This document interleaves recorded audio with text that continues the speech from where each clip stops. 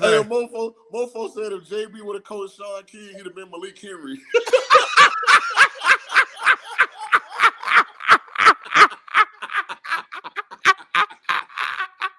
That's a good one. I'm sorry. I think that's a good one, JB. I'm sorry. That's a good one.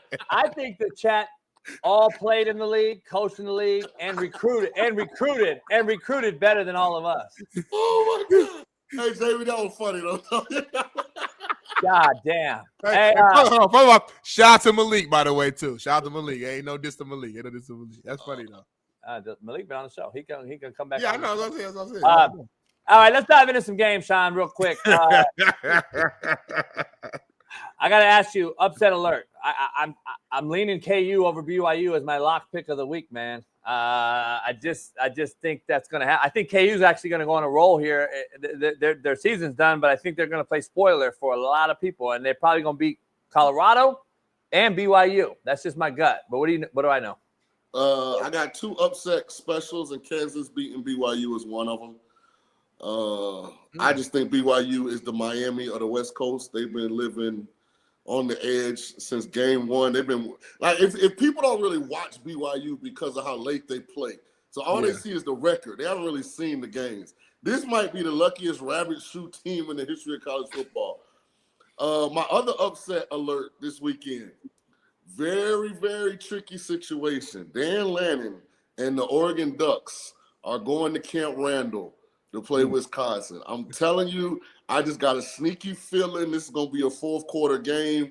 Maybe Oregon's good enough to pull it out, but I'm telling you, I'm a little nervous for the Ducks this weekend. I'm definitely taking Wisconsin in the points.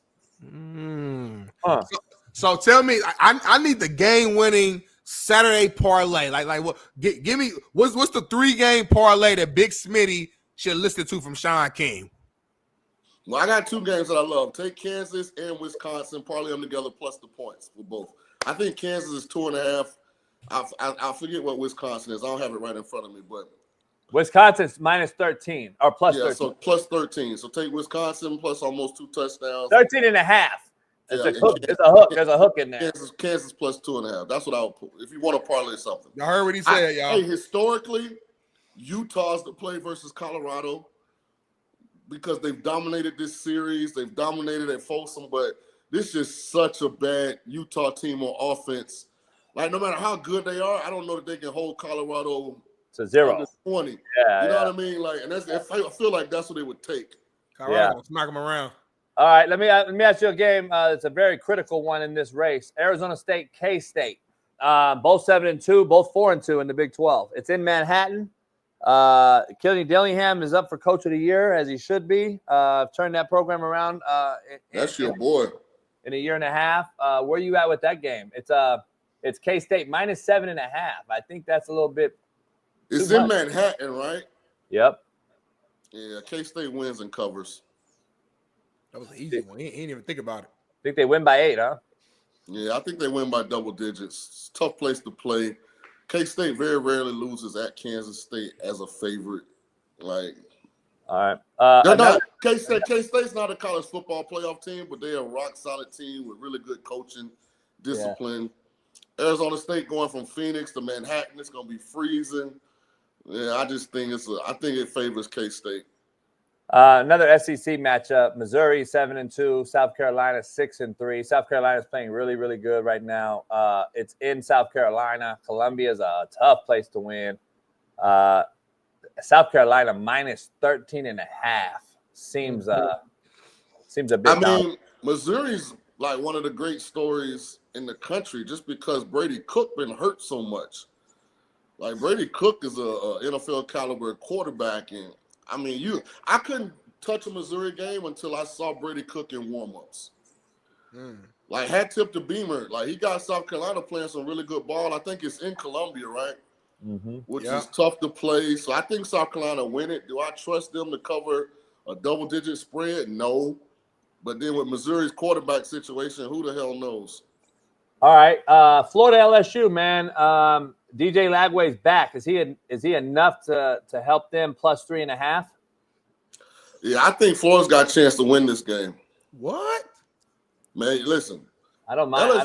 LSU got the worst tackling defense in the history of college football. The history. And Nussmeier looks like he has lost his confidence. So LSU could lose to anybody down the stretch.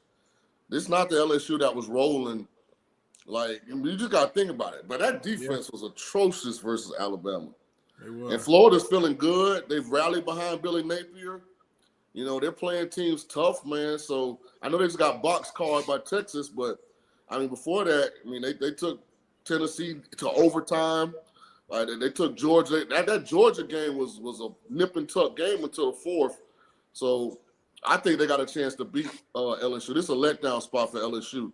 They had all their marbles in that damn Alabama game, and they fell on their face. All right, the team I predicted to win the ACC, but what do I know? SMU is going to play at home against Boston College. Bill O'Brien basically benched their starter. Their starter eventually left for 2 days, bereavement pay, and then he goes and enters the portal. He's entered the portal now. Does Boston College come out hyped up and stay in this game, or does SMU boat race a minus 19.5? SMU going to boat race Boston College. Bill O'Brien may not win another game. I'm telling you, this Castellanos kid has gotten a bad rap for this. He's not the reason. He's the reason they're 5-4. Without him, they're probably like a 2-7 team. So I talked to a buddy of mine who actually coached against him in high school and said the kid was an absolute shitbird. He might be that, but I'm just talking on the field. I don't know anything about off the field. Right. So I'm just saying, Bill O'Brien, we already know he's a tough guy to get after guys. He gets after his players, etc. That just probably wasn't going to work. Sound like Shaun blaming him though. He's blaming O'Brien for the struggles right now, not the QB. It ain't the QB. Yeah. Not on the field. Yeah. Any issue with Louisville, Stanford? No. It's out here in West Coast. It's Louisville minus 20.5. Yeah, Stanford had a little motion early in the season. They went to Syracuse, got a win, but I mean they plateaued. It's interesting because Stanford and UCLA are the polar opposites.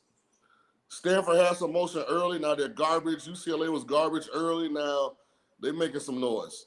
Shout out to Deshaun Foster, Eric Bieniemy and them. They're getting better. Yeah. All right. Alabama Mercer. I'm just fucking around.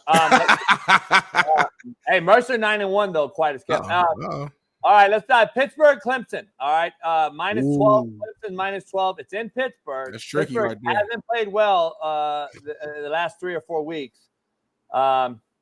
Any issue there? Jeff Nadu thinks Pittsburgh's going to actually cover. Shout out to my guys, Cade Bell and Lindsey Lamar, who come in and kind of recreated that offense and got them off to the good start. But when you watch Pittsburgh play, their quarterback play is very erratic. They've got one legitimate running back, and he's really good. I don't think they got enough to beat Clemson. Clemson knows that they got to win out to have a chance to get to the ACC championship game. I think Clemson's a little too much for Pittsburgh at this point. I think Clemson wins and covers. All right. Let me ask you this then. Texas, Arkansas, any possibility? Arkansas, I'm taking Arkansas plus the points. Ooh, they beat Tennessee. No, you not. Stop playing, Shaun. Hey, Arkansas beat Tennessee. It's in Arkansas. It's in Fayetteville. I'm taking Arkansas plus the points, man. Arkansas is a salty bunch, man. Plus 13. Yep. What's Arkansas record right now? 5-4. 5-4. But their losses are all the legit teams. All right, so let's get to brass tacks here. Your Tulane, Green Wave, 6-0, 8-2. They got to play a Navy team that runs option, triple option, and they throw it better than they have. I'm taking Navy with the points. -7, Tulane -7, Shaun. Take your heart out of it. Be honest. Be real. Give us your Steve Kim Miami take. Well, first of all, I don't need you guys to fucking harass my words before I say them. I got my own opinions, and I'll give them. You never want to go to Annapolis late in the year when you're having a good season. It's just a tough place. It's probably going to be raining, gloomy. But John Summerall's career record versus Navy is very good. I think he's like 6-1 versus Navy. So obviously he has a plan that works defending the option. So, I mean, we should be able to score some points. The one thing I love about Tulane is we can run the ball, and so that'll travel. You hate to see this game late in the season, but I think we do enough to get it done. Do we cover the 7? Not sure about that because Mensa has shown a propensity to turn the ball over a little bit. But here's what I'm more worried about. I'm more worried about Army beating Notre Dame next week. We want undefeated Army in the American Athletic Conference title game. That's what we want. Because we're the best non-power 4 team out there. Don't give me Boise. Don't give me none of that other bullshit. It's Tulane, hands down. All right. All right. How about tonight? Your former coach, not yours, but Tulane's former coach, Willie Fritz, I think is a great coach, top 10 in college football, even at 65. Let me ask you, they beat Arizona tonight? I mean, if they could beat Kansas State, they could beat Arizona. I mean, will they? We'll find out. Arizona's not that good. Nah. They're not. I'm gonna take Willie Fritz and the Houston Cougars tonight. All right, let's get to Colorado, Utah. You already mentioned them. Colorado -11. You're taking the points in Utah, you said? No. Nah. I would either be Utah outright or Colorado to win and cover. Yeah, I just think this is going to be one of those games where Utah pulls all the tradition and history that they've had of success and finds a way to win this game, or Colorado's just too much this year.